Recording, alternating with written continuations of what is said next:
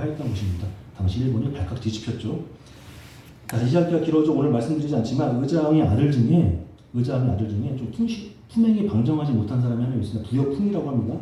그 부여풍이라는 왕자가 있었는데 덴지 천황이 부여풍일 가능성이 크다라는 내용들이 일본 서기에도 그대로 기록되어 있죠. 자, 이러하니 역사 기록을 보면 일본의 뿌리가 백제인 것을 부정하기 어렵게 되고, 그래서 대려 일제의 사학자들이 일제강점기 때 단군을 부정하고 대종교를 핍박하면서 백제가 자신들의 제후국가였던 논리를 펴기 시작했던 것이죠. 자, 이러한 역사에 대해서 일본의 왕과 천황과 총독에 대해서 준엄하게 꾸짖은 분이 계셨어요. 그분이 바로 우리 홍암 대종사님이시죠. 자, 이러한 역사를 꿰뚫고 계셨던 홍암 대종사님께서는 1916년 훈명 조천하시기 전에 일본 총독을 꾸짖는 편지글, 이 편지글은 홍암신영 조천기에 있습니다. 여기에 어떻게 해서 일본 총독을 꾸짖냐. 자, 시험하야 먼저 대화는 일본을 말하는 것이죠.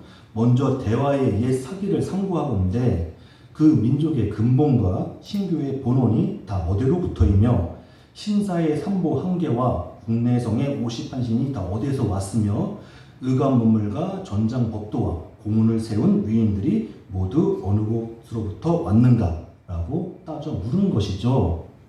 왜 너희들이 믿는 신교와 너희들의 역사가 비롯된 것이 우리한테도 비롯되어 있는데 왜 대종교를 핍박을 하냐, 그런 내용입니다.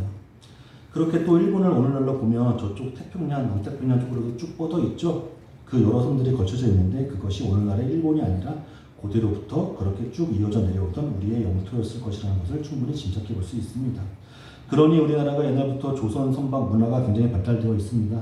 그래서 강화도에다가 철구성을 쌓지 않았을까 생각해 보겠습니다.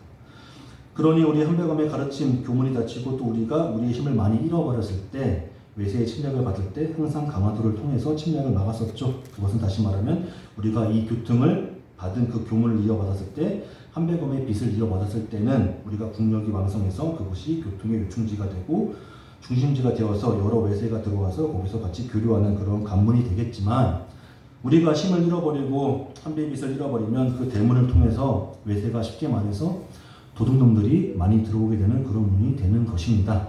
어차피 손님이든 도둑놈이든 문으로 들어올 것이니까, 그래서 이 강화도는 문의 역할을 하지 않았을까.